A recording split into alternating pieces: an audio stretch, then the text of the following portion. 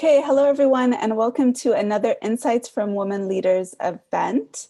My name is Rola Kaakeh, and I'm the CEO of Salus Vitae Group, and I'll be the host for the event today. Now, for those joining us again from previous events, welcome back.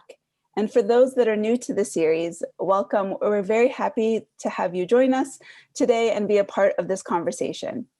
Now, a little background on the Insights from Women Leaders series for those that are new to the series. We launched this in October of 2020, so it has not been a very long time, but we launched it as a platform to hear from women leaders with varied backgrounds and perspectives on the topics of leadership, addressing current and future challenges, what skills we need moving forward, and how their experiences have shaped their outlook. The goal is to learn from women thought leaders and decision makers to empower current and future leaders, both men and women, to positively impact their organizations and communities. Diversity of thought, experiences, industries, education, and training is important to us, as it highlights the mosaic of perspectives that are represented in different settings that help drive decision-making and positive change. Now, our guests have included leaders from various prestigious and reputable institutions from across the globe. Their backgrounds are diverse, their accomplishments many, and the insights and perspectives they've provided have been extremely valuable. Now, I encourage everyone to check out the recordings of our previous guest leaders if you haven't already done so. They're all available on our website. Now, over the course of an hour today, we're going to ask our guest leader a number of questions. I will start first, and then we'll actually open it up to the audience questions. So please submit any questions that you may have in the Q&A box. I think you can also submit them on the chat. Those will go to the panelists, but we prefer that you submit them in the Q&A box. We also encourage you both during and after the event to post your key takeaways from the event, either in the Q&A box or on various social media platforms. And feel free to tag us at Salus Vitae Group. We always love hearing how you benefited from the various insights and experiences of our distinguished leaders. Now, this session is recorded and will be available for replay after the event. Now, let's go ahead and get started. I'm pleased to introduce and welcome our guest leader today, Dr. Claire Bloomfield. Claire is the CEO of the world-renowned Consortium of Artificial Intelligent Medical Imaging, NCIMI, at the University of Oxford. NCIMI is Oxford's new and revolutionary launchpad to improve the healthcare industry through the use of AI. The NCIMI Consortium is led from the university, where Claire is successfully managing partnerships with 14 NHS hospitals, clinical leaders, industry experts, academic researchers, patient groups, and philanthropic organizations. Claire's own research has been focused on neuroscience, and she has held research fellowships at the Oxford University and the University of Maryland School of Medicine. Following her academic research career and before becoming the CEO of NCIMI, Claire returned to Oxford as the head of strategy and innovation for the Cancer Research UK Centre. Claire's role placed her at the nexus of cancer activity within the university community and the UK overall, affording unique opportunities to work on cross-departmental and pan-divisional projects, resulting in raising more than £250 million to further UK cancer research. Claire's particular interest in imaging and AI focuses on supporting the ecosystem to develop effective collaborations that generate value for all stakeholders and ensuring equity and diversity in both the development and application of healthcare AI. Welcome, and thank you so much for taking the time to be with us today, Claire. Hi, Rola. Thank you very much for having me. So we're going to start with the same question that we start with all our guest leaders, especially as we progress from your bio and thinking about where you are today. Did you expect to be where you are today? So absolutely not. I think the sort of classic trajectory would be to say, yeah, I had a plan, everything executed perfectly, but no, it's certainly been an evolution of experiences and different paths that turned out to be dead ends. So no, I definitely didn't expect myself to be here. I didn't expect to be where I was 5 years ago, 10 years ago. So it's been surprising and great. So we basically group this the series of questions in different formats, and we start always with the future in mind, just kind of looking towards the future. Now, when you look at your future, what do you want, what's in your future? What do you want your legacy to be? Paint a picture for us. So as I'd said to you before when we were chatting, Rola, I don't think I'd ever considered the concept of what I wanted my legacy to be. It feels a bit too grand, an ambition. But when I think about the impact I would like to have, I think it's about feeling like I've made a positive contribution, that things have happened that have had greater impact or value through connecting people, through brokering and translating between different groups and delivering more. So more from the same. So how can I help make a difference, I suppose? I like how you restructured the word legacy to impact as well. I think often, yeah, I feel like the word is very big and people can either portray it as something so big and it's something that you have to kind of accomplish after your career or what you want to necessarily be known for. But I like the repositioning it to the word impact, because that's something we can even do daily within towards that legacy. It feels slightly less scary that way, I think. Yeah. Okay, so also keeping to the theme of looking at your future, and you kind of mentioned now repositioning and thinking about it as more of what can you do to impact the now, or kind of think of it as a larger scale. How have your past and present experiences really shaped this outlook for you? Is it something you've always been thinking about? Has it changed throughout the years? So I think I've always had a curiosity about why things are the way they are. My mum from a young age would tell me I'd be there with another why. Why is the sky blue? Why is this like this? Why all the time? So that curiosity to understand what's happening in the world, I think, directed me towards an interest in academia and the process of studying. And likewise, science was always something I was keen on from when I was small. So my goals when I was young was really how to apply that. And I thought I was going to be a doctor. I thought that was how you applied the idea of being interested in science and health. But I was actually still back much more drawn to the why of things rather than necessarily wanting directly to engage in care. So much more focused on what was the next question, how could we think about what the next thing needed to look like. And that led me to the university and pursuing a PhD. I still, to this day, even though I'm pursuing AI activity now, neuroscience and how the brain works is still the thing that I'm passionate about. And I think I apply that in terms of how I approach being a leader. Is it's about people and the way people think and how to get the best out of people. And so that strand flows through, I think. The other thing I think that still feels to me like a story thread is the idea of connection. So I studied how neurons in the brain connect with each other, and I continue to be interested in how bits of things or people or parts of an ecosystem can connect with each other. And that's something I continue to enjoy in terms of the work I do, is how do you connect people or connect ideas to enhance what's going to be delivered as a consequence. So that's certainly been a strand, but certainly missteps. Thought I wanted to be a clinician, didn't become a clinician. Thought I wanted to be an academic, left academia.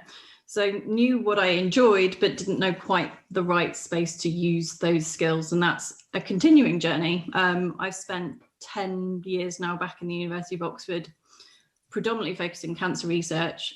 And then in NCIMI, the opportunity to shape and mold the idea of what we could do was offered to me, and I jumped at it, but I didn't see it coming. And it's been, again, thinking about how to make my particular passions for how to help deliver more, apply that to AI. So not a background in AI. I was never sat there with computers coding. That's not my passion. I think my passion is people and people and how you apply that to healthcare. Yeah. The theme of the curiosity, the why, that's kind of driven, I think, a lot of your experiences. And it's something you probably also maintain looking into the future, right? That curiosity, that why, and then bringing all those points of intersection of those people together, which is really interesting. Now, when you also think about the future in general, and because you're a person that asks why and constantly questions and wants to improve and grow, what excites you the most about the future as you're, looking at the various challenges or thinking about all the work that needs to get done? I think so. Applied to the work I'm doing now, I think it's really exciting to see the dialogue shifting around diversity and inclusivity, about thinking about democratization of healthcare, how you ensure that there aren't pockets of expertise or pockets of exceptional care, and how you support that being delivered at a much broader scale. And that's exciting to me because I think that's possible to deliver not only in the way you design the research, but in the way you shape the teams that are delivering the research. So I'm really excited to start to see more women emerge in leadership roles, more women in tech and AI. I have some great women on my team, and that's a huge shift for me, I think, from when I started in the university, when I was doing my PhD 20 years ago. The world has shifted, and I think that's really exciting to see where that will take us. Yeah. I agree 100%. The role that women have provided in terms of now coming, being included in these teams, being able to also prove themselves as these thought leaders within these fields and bringing to light, and the importance of the role of women and diverse perspectives in these various settings is very exciting, right? It kind of adds that color to it, and like you said, and it kind of brings to your first point about questioning kind of conventional wisdom, or trying to think through of what works better, what's going to constantly work better. So I like that. Now, when we also think about all the all these items, all these challenges that we have, we start thinking about how do we build ourselves? What tools do we need to start adding to our skill sets or mindsets we need to start creating? Or, what do we really need to begin to address the challenges and kind of take advantage of new opportunities that are coming? Or just kind of as you start thinking about what's exciting, the next step is to think about, okay, what do we need to get us there to optimize the situation we're in or continue to grow? I was reflecting on this question in terms of prepping for this, and I suppose even saying that, the word reflection feels important. Self-reflection, thinking about who you are, understanding your strengths well, and advocating for yourself. I think there's a great focus on mentorship and coaches and external support, but an internal sense of clarity of what you want, and then not being afraid to ask, to put your hand up and say, I think I'd like a crack at this. This is something I'd be interested in being involved in. And that took me a long while to get better at. I would see opportunities and I was like, I think I could help with this. But having the courage to raise your hand is one that I think is a tool, and one that you learn over time. And I think is, again, one where I hope I can role model that for others and try and create a sense that if you have something to say, you should say it. And that's an important thing to do. So that sense of internal work and curiosity about yourself and understanding the why of you is a critical component, I think, to then thinking about where you want to go and how you want to develop. But I also don't think it stops. So there isn't you get to a certain stage in your life or your career and like, I've done now, I know who I am and I've finished and I don't need to grow and progress. So there is no finished product, I think, as well. So just accepting that it's a journey with kind of no real destination to it. Yeah, I like that. So now we're going to come back to the present. Just talk about current things that you're working on, things that you're excited about that's right now in the reality that we live in. And so what current initiatives that you are working on at the moment that you would like to share with our audience? So NCIMI, you described it, we're a complex network. We have a range of different stakeholders, which is both challenging but really exciting, because we've brought these different groups to the table to try and co-create new or better AI solutions to improve healthcare. And that's a really exciting space to be in.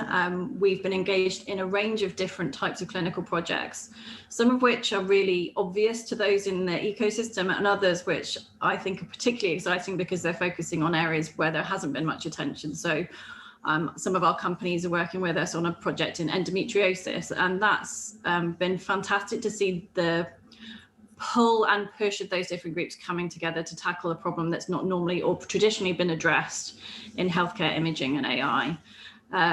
So that's exciting for me. I think it's great seeing my team. We've been a young team. So although the University of Oxford is a very old organization, we're a small entrepreneurial unit sat within that environment. And seeing those individuals evolve and us build our own team is also just exciting to me, because that's that's the launch pad for us then being able to deliver any of the projects we want to be pursuing. Other thing that's been interesting, I think, in the last year has been our ability to flex and pivot in response to the pandemic. And that's been fascinating as well to see reinforced in real time the ethos and hypothesis I've had that bringing different groups together is what's critical. There was rightly a great sense of drive and motivation in the community to develop solutions that might help tackle diagnosis or treatment of COVID. And we really focused on where was there going to be a gap that we could usefully fill the need. And that required a lot of clinical and commercial industry engagement to figure out not only what could be done, but what should be done. And we're now generating solutions to support those and meet specific needs and drive new insights, not only about COVID, but about long COVID and about how we need to care for patients there. And how can we make sure, again, that we democratize that and that that gets to everybody who needs it. And it's not sat in Oxford or Cambridge or London or other centers of excellence, that you spread that to everybody's benefit. And for our audience, to build on what you're saying, I think this is something that your center is, it's a core element of your center in terms of bringing the various diverse thought leaders to address these issues about what should be and what could be, and kind of putting those together. But for those that constantly keep hearing, bring diverse people together, try to get as many different types of thought leaders addressing this, could seem somewhat overwhelming. Is there advice, and generally, what's a good first step to kind of approach, if this is something that you're very interested in doing, is there some sort of advice of like how to get started or kind of just simplify it? So I think that a lot of this can be based on individual relationships and a coalition of the willing, which is another phrase we use sometimes. Is building it from nothing, from ground zero, is exceptionally challenging. What we at least are fortunate to experience is there are a lot of existing networks and connections you can start to pull on. But even with that in place, building the trust between those different groups, and also a role I've taken on, and it's one I enjoy, is brokering or translating between those different groups. And it could be seen as a soft skill. So a lot of it is thinking about listening skills and about trying to draw out insights. But I was fortunate, I attended a program that was about partnership brokerage, but it's been focused on NGOs and going into other countries to support change in terms of charity interventions or small groups. And the environment I work in is incredibly different, but it's the same thing of you've got different peoples whose priorities are different. And so it's just listening and facilitating that. And I think that's where, probably biased, but women have a natural skill set that lends to that in terms of thinking about empathy and emotional skills to support and read a room and broker this. So I don't think there's a short circuit to making it necessarily easy, but there is a sense of how do you build trust and how do you build rapport at speed so that you can then have full and frank conversations to see if everybody wants to go in the same direction. And if they don't, then better to know that sooner and move on in a different direction somewhere else. Yeah, I'm so happy you'd mentioned that, because I feel like that's so much of the energy to build those relationships, is building that trust element, and kind of understand it's not just about bringing in people. I think that's kind of like the easier part. It's more of just once you brought them in, can you get them to work together? Can you start building those trusting relationships, which actually will optimize what you're trying to do? So I really like that you shared that. So thank you. Okay, so as many of us know, the pandemic has been a big obstacle and challenge for many people this past year. But it could be the pandemic, but what obstacles or challenges in general keep you up at night? I wish there were less of them. I won't pretend there aren't the times when you wake up at 4 a.m. in the morning going, how are we going to fix this? Some of that's been the pandemic. I think, so we're really fortunate. I feel like we've been really lucky because we've been able to make a contribution. And I think that, at least personally for me, makes a big difference in terms of feeling more optimistic and positive. So although working from home, homeschooling my daughter, a team working remotely, that we're still a young team as a group, how do you support everybody coming together when we're apart? But I think that since we had a purpose and we had something we could actively do to try and help is a way that I at least found rewarding. In terms of broader challenges, it feels like it's sometimes still the same thing, that people have different priorities. They have different things they need to be focusing on. And in our environment, we're asking a lot of people who already have a day job on top of what they're already doing. And so being mindful of clinicians and healthcare professionals we work with who are overstretched and exhausted from caring for patients in the pandemic. And we can get giddy and excited about the next innovation and the next AI solution we want to work with them on, but balancing that and recognizing that it may be our priority, but it may not be theirs, and how we can find a way through that continues to be something that is a challenge. Everybody wants to get there. It's just how we get there and do it in a way that everybody isn't completely exhausted by the end of it. Yeah, like that. So we're going to now just talk a little bit more about success, just in general. So how we start with the topic is we just try to kind of define it. So how would you define success? Again, this was one of those ones I'd never really thought about. And so I would encourage anybody listening to think what they think success means to them, because it may well be a good metric for then, are you happy and feeling fulfilled? I suppose maybe that's it for me, is do I feel fulfilled and like I'm making a difference? And can I, at the end of the day, when I sit down, go, something constructive, a step forward was taken? When I interview people to join our team, I ask them how they find reward in a role. And it feels like it's a similar thing of how do people feel like they're progressing? So on a day-to-day basis, success feels like you've achieved something that's made an impact or helped. In the broader sense, I'd like things to be easier. I'd like things to be easier for innovation. I'd like it to be easier for us to scale up adoption. There's so much potential, and it would be fantastic to realize some of the nascent potential in the system and actually see it be transformative for patient care.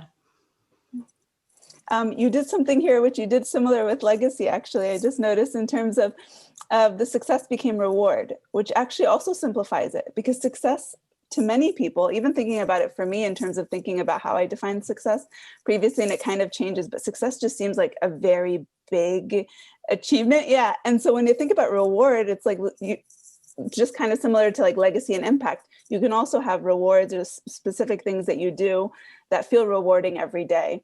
And I think you do need both, right? So you can feel successful every day and then turn around in 5 years and still feel like you haven't succeeded in what your goal was. So there's a balance, but sometimes success can just be pausing and going, I don't need to do anything more successful right now. I can just pause for a second. Yeah. Yeah, 100%. And actually reflect and appreciate everything that you've done as a means of, that's your reward, right? For that success. And that's been a big learning lesson for me. I think we are very busy and there's a lot of time pressure, and it's very easy to not take the pause to celebrate the successes as well. And I think that's something that I would like to instill and make sure we do more of, is not just, I've ticked that off the list, onto the next problem. It's celebrating those wins, whether they're big or small.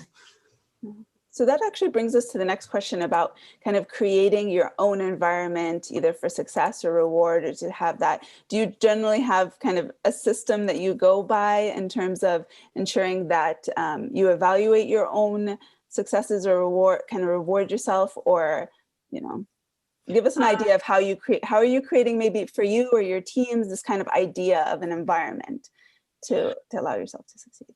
So I think in terms of an environment to succeed, I'd hope that I'm trying to communicate and articulate with my team and more broadly that they matter, their happiness matters, being happy and well at work empowers them to do their best work. And that's, I think, empowering people is a big thing for me in terms of success. If somebody else can tell me they've had a great day on the team or something they've done really well has gone well, that's a big success for me, I think, as well. So there's also a component, I think, of being a CEO is quite a lonely role. So you take on, I think, a sense of responsibility for your team, and you want to make sure you make it as easy for them to do their work as it is possible, which can mean you're kind of isolated a little bit. So for me, success and creating an environment for that to grow has been finding good, strong contacts externally to work. And I've got a lot of great personal friends and connections that make my work life work, because I have things outside work that make it all hang impossible. So yeah, I'm a success because of others. I like that. When you added that element, you naturally then begin to start thinking about environment, right? Because it's just beyond you as well. So then since it encompasses multiple people like your team, like you mentioned, naturally you begin to probably think a lot more about the environment that allows them to succeed as well. So as leaders in general, and you even mentioned this in terms of sometimes, you know, the CEO role being a little bit more lonely, or the fact that you kind of isolate yourself. And then the fact that, you know, many leaders in general, they know that they can't do everything themselves, and they have teams and building, but sometimes it's hard for people to ask for help or support, and everyone's needs really differ. So what does support look like for you personally, and how do you begin to prioritize those types of conversations around support? That was a big lesson for me, both personally and professionally, was this idea of asking for help is not a bad thing. And I think there's, again, at least in my spheres, competence is associated with not really needing help, being a self-starter, being able to get on and do, achieve, progress. So it took me a while to really appreciate and embed into the idea of asking for help was not bad and being independent was good. So that's been a lesson in and of itself, is asking for help, and being able to really clearly articulate what it is you really need. So that's still what I struggle with sometimes. It's fundamental, and again, I think I've learned over time, is by being open and asking for help, you are giving other people the opportunity to feel good in the way I do when I get to help somebody else. So there is this reciprocity of, if there is a trusting environment where you and your team feel like you can ask and receive help, everybody rises as a consequence of that. So it's back to, I think, trust and building that. And then support, and I sort of mentioned my external network. Yeah, my work life works because of them. So that's, again, relied on a sense of community, and I live in a small village, and the phrase of "it takes a village" really is true for me. Yeah. No, I like that, because I've actually noticed that as well, with regards to, if you notice that many people within your teams, nobody's really asking for support or help, and then you realize that if you start asking for help, to say, hey, can you assist me with this? You know, our support looks like this for me. You actually start noticing other team members start also asking for help, and you realize that, you know, they probably needed that support all along, but felt that if they had mentioned it, that it's considered a weakness. So I think this type of conversation has become so important, because especially with the teams that we create, is, you know, how are we having these conversations? So thank you for sharing that. So now we're going to transition into the topic of leadership in general. So we ask our guest leaders a question, and that's, how would you describe a leader? And we basically only give them a max 2-sentence option. And so you had mentioned a quote by Brene Brown, which I'll let you talk a little bit more about her work. But you had said, for you personally, a leader is someone that provides the inspiration and vision to empower people to do their best work. Can you elaborate a little bit more on this? And then what's really shaped this outlook for you? So I will come back to Brene Brown, because I think that sense of authentic, open, vulnerable leadership is one that I try to learn from and embody in what I do. And I think it comes back down to, you can't lead people if there are no people to lead. So leadership is about others. It's not really about the leader. So that feels fundamental to me, this idea of it's about other people, and if I can provide a sense of story, narrative, motivation, and direction of travel that engages the people I'm working with, and they feel inspired and motivated by it, we together can achieve great work. If I sell a story and nobody's interested in it, then we go nowhere. I can't do it alone. So I think that's the key to me, is the sense of, inspiring people to feel enthusiastic, to want to do the work that needs to get done. The other aspect I would say as well is, I really care about the people I work with, not just for the job they're doing for me now. These people have invested in me and supported me, and that's allowed me to be where I am. and I don't still work with those people. So the other aspect of this is ensuring that you empower others to be where they want to be. And if they don't want to be working where they are, in providing opportunities to grow and be in the direction that they should be and where they will flourish. And that feels equally important to me. Yeah. So just to create those environments, not just within your own organization or team, but allow them, because ultimately you want them to best utilize their skills and make the most impact that they can individually, regardless of where they're at. But then what you could do is creating that environment, which I really like that you had mentioned.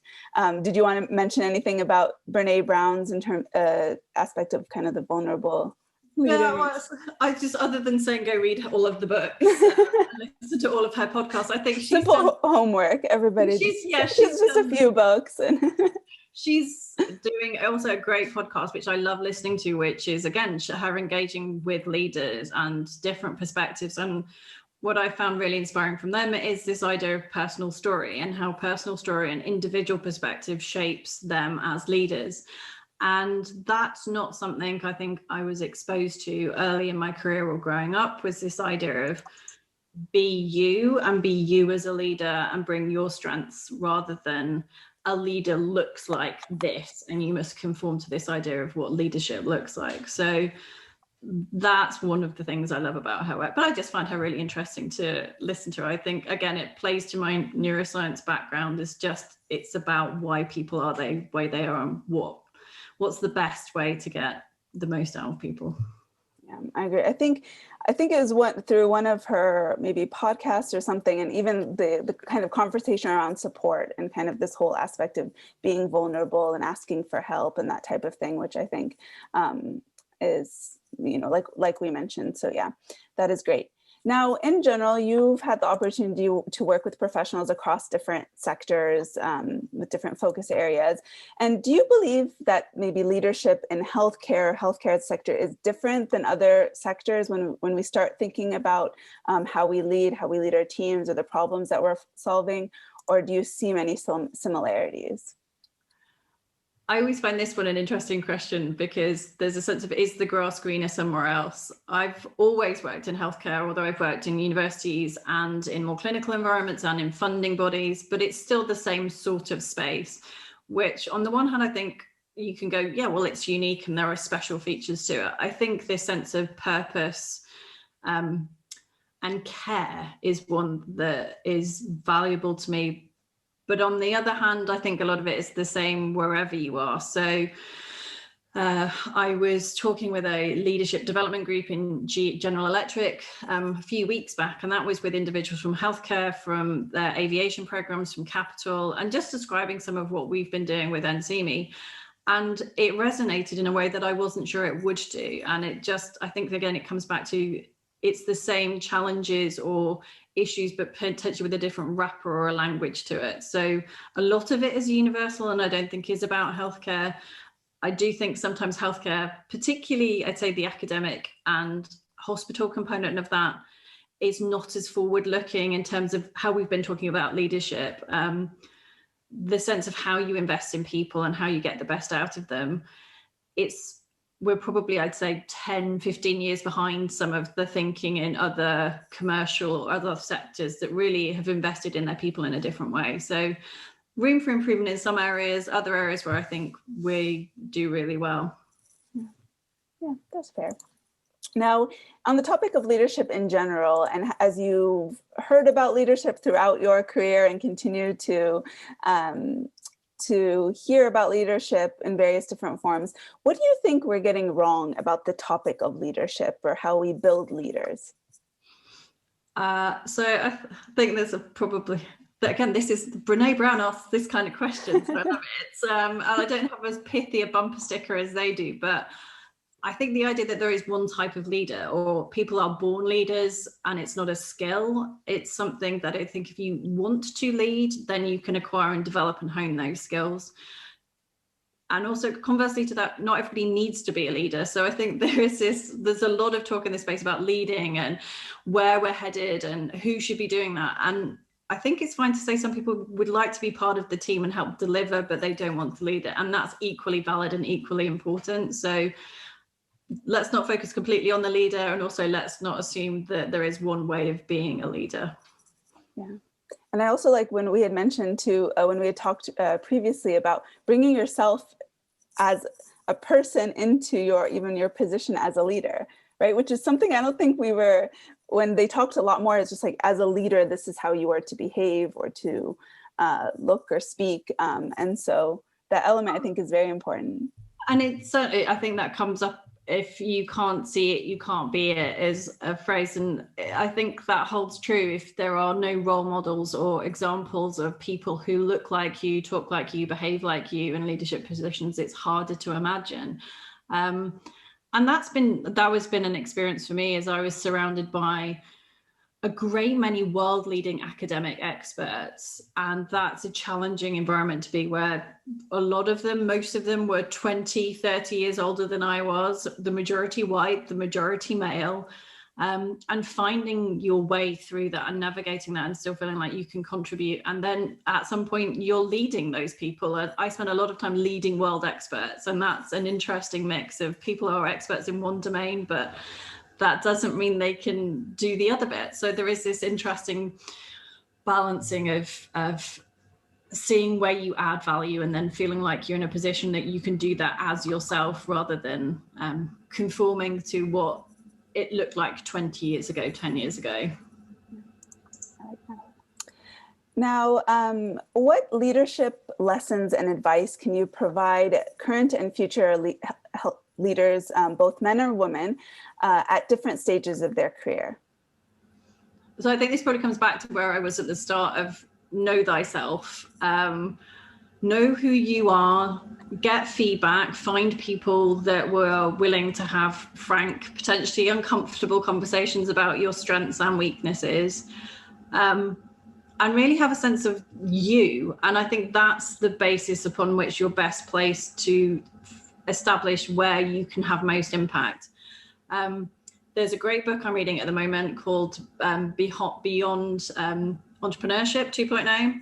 And the authors of that book talk about the idea of your hedgehog, your personal hedgehog. And it's a Venn diagram of the thing you are passionate about, the thing you are genetically wired for, and the thing that you can make a living out of. And the sooner you figure that out, the better placed you are to then have impact in a way you want to.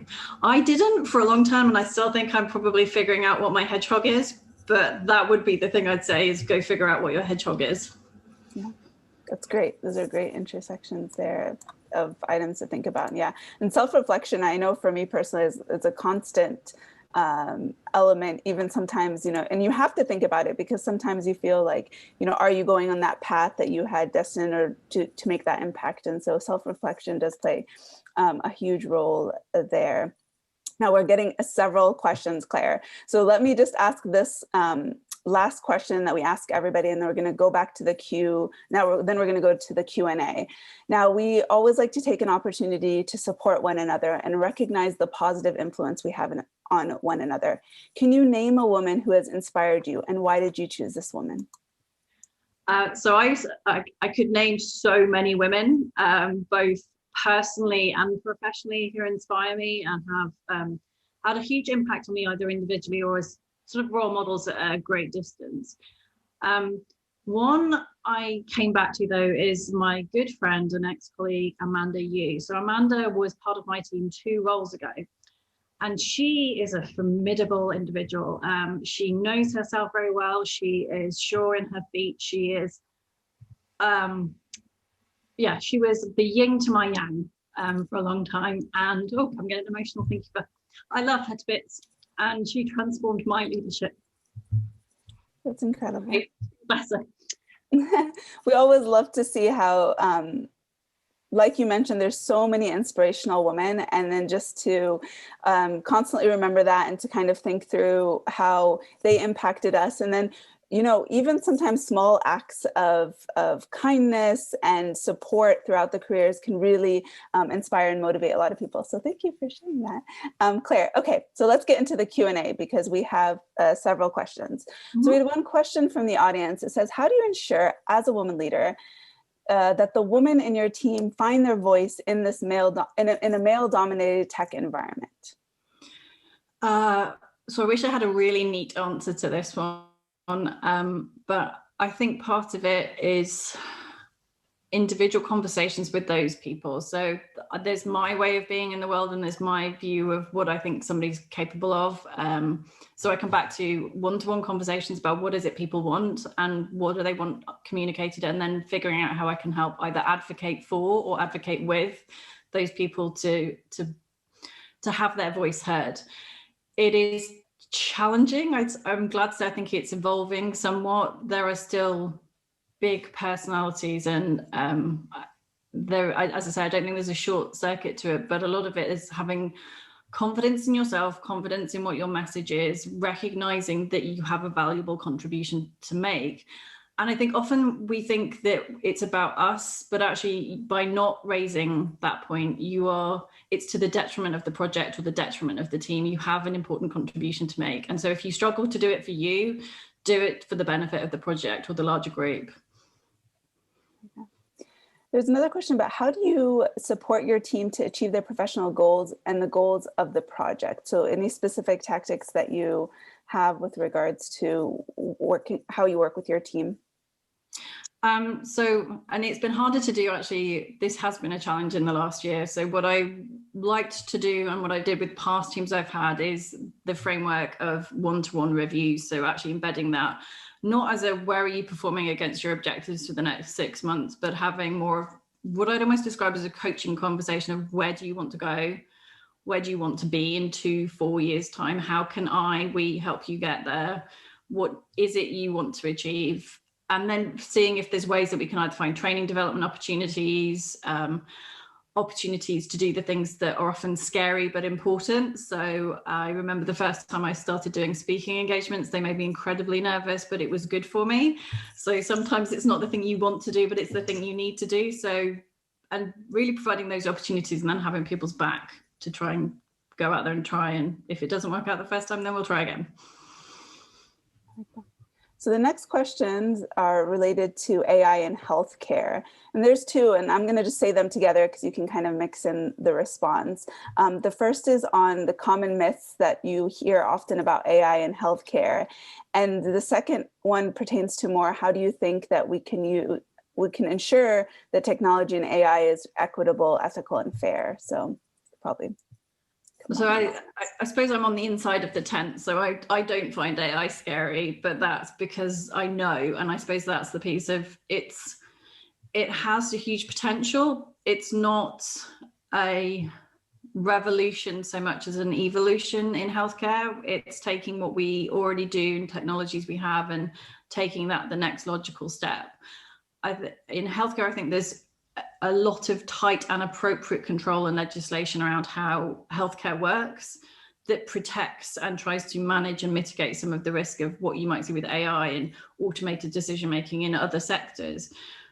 There is less chance of that purely because of the way that we set up and focus on patients and do no harm. So AI, I think, is going to be a tool, but it's not going to take over. Radiologists aren't going to disappear. Clinicians aren't going to disappear. You're not going to have a bot doing your patient visits, but it will help mean that clinicians and healthcare professionals can focus on the conversation rather than on their screen and figuring out what image they need to be looking at next. So it's a helpful tool. It's not a thing to be feared, I'd hope.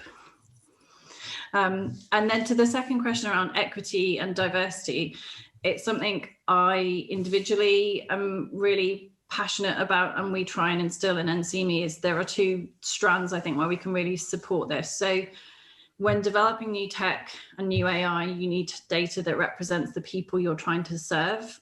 That's long been an issue in terms of women's representation in healthcare solutions generally. Women have not been included in clinical trials. The standard default is male for the symptoms of a heart attack. There has been a lack of inclusion in the way data is gathered and used for solutions. So that's something we can fix because we can require it, and we're beginning to see the regulators require at least information about how those solutions were generated.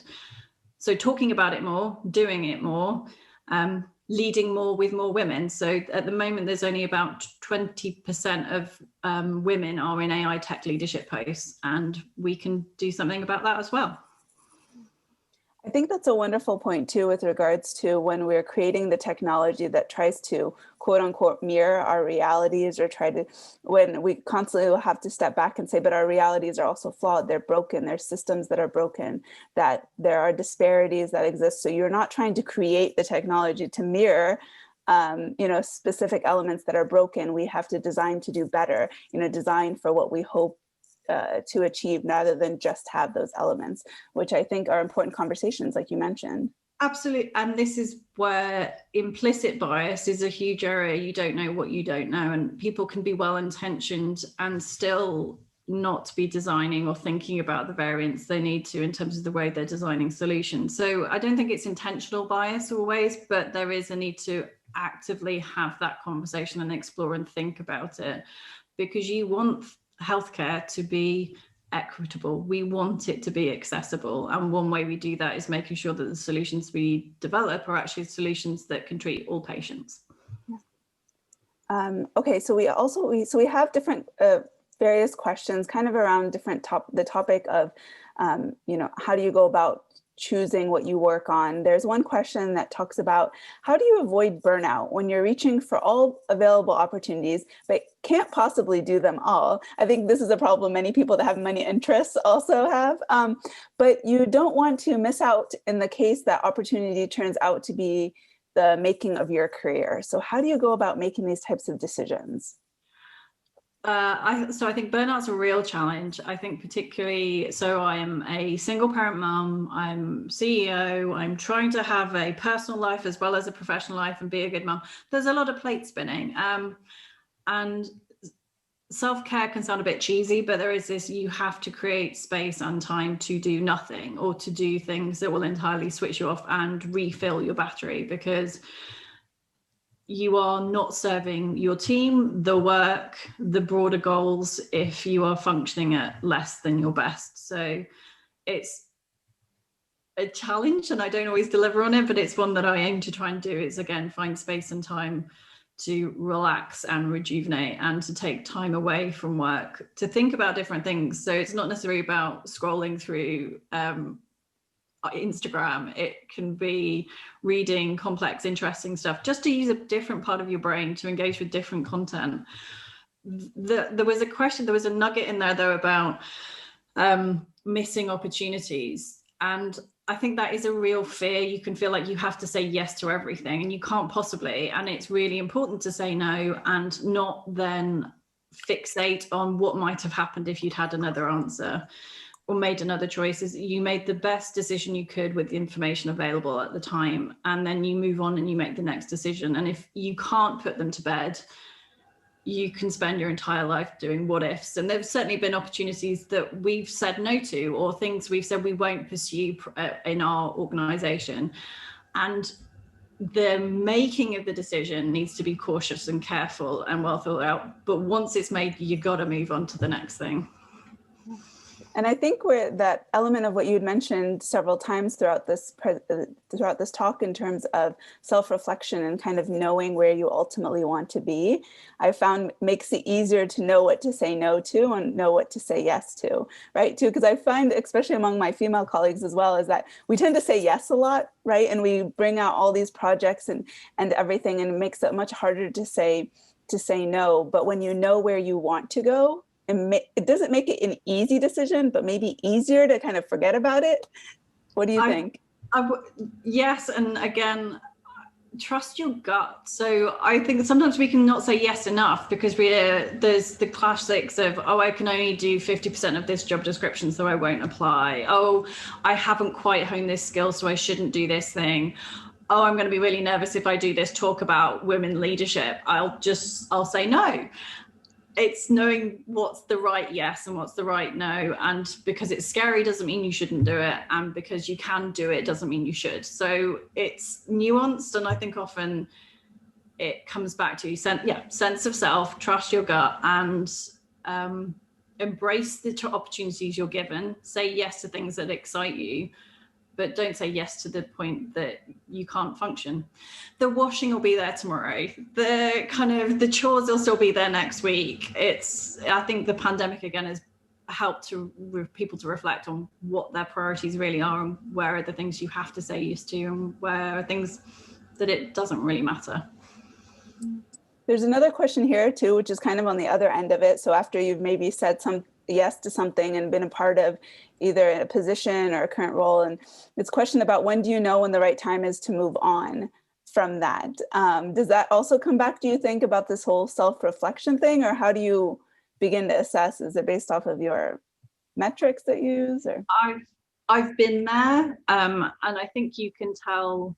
Again, well, my experience has been, when you're no longer serving the work and when you're not adding sufficient value. And that's for me probably my measure. If I don't feel like I'm making a difference, if I'm taking up space in the room, frankly, it's sort of going, I need to move on because I'm not helping move this company, this project, this activity on further.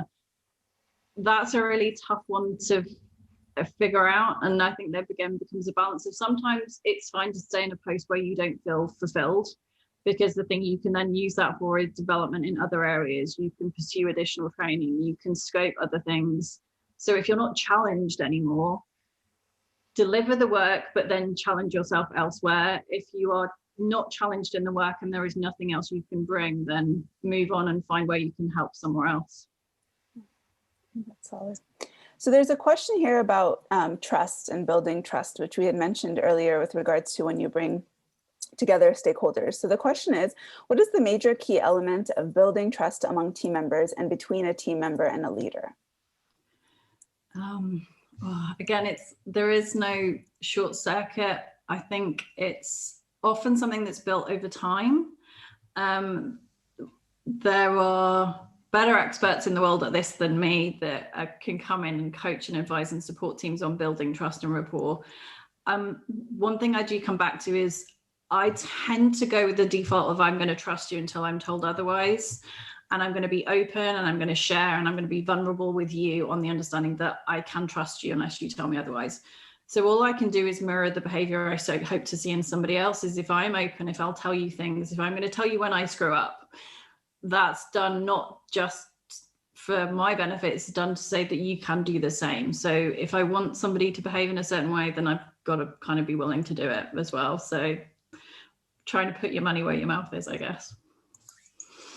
So we have a question here about maybe working with, there's an element of, working with individuals that have polar opposite views than your own, and maybe trying to also convince a person of an idea or initiative. What's the general approach? It feels like nowadays people have become more polar in different views and different aspects. But in general, I mean, people have held, different opinions about anything in terms of whatever profession that you're in. So how do you approach working with people with very different views than your own? And how does that really translate when you're trying to convince them of an initiative or idea? I think that, again, it comes back to the beginning of curiosity and why. So people can become polarized because you get put in a block of Republican, Democrat, industry, NHS, you care about money, I care about curing disease. And the labels themselves aren't helpful, but what even beyond that is that everybody is still an individual. So why are you allied to this? What's motivating that behavior? Why do you feel that way about that topic? So that I can't force somebody to go where I want them to. Through fear or coercion, you won't deliver what you need to. So either we agree that we don't work together, or you can, through conversation and discussion and the why, uncover common ground or areas where you do agree. And then that's the bit you work on, is the bit where there is something that you're both willing to pursue. And again, I think there's a component of just if I want somebody to share with me why they think that, then there's the why of why I do. So again, I'm not not to defend my position, but to be able to communicate it and articulate why I hold the belief I do, what's the thinking behind it, as part of the storytelling of why somebody should come and want to be on the journey with you. Now, a common question that we get from our audience, and we have a question here too about mindset, is how much have you attributed your success to a mindset maybe that you have, and how has your mindset changed over the years? My daughter is still teaching me about growth mindset. She and I both, I think, struggle but love the idea of the resilience of keeping going despite adversity. I think that is an approach I like to get stuck in and do. So let's get on, let's make things happen, let's shake things up. And that doggedness, I think, has been an ongoing feature in all of the roles I've had. Is I may be quaking in my boots on the inside, but that doesn't mean I won't roll up my sleeves and try and get stuck in and make a difference. So that's a flavor of I think a common thread through my career, is just trying to help, not standing on the sidelines going, oh, we could do it differently, but I'm not going to get involved because I'm not sure. So not letting that discomfort prevent me from trying to do the work that needs to get done. So to focus more on that kind of action.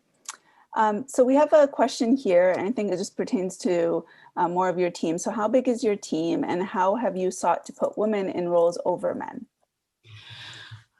So we have a mixed model. So the core team is about 6 of us full time. But then with our partner sites, there are 4, so we're talking somewhere between 60 people at sites across the UK on top of that.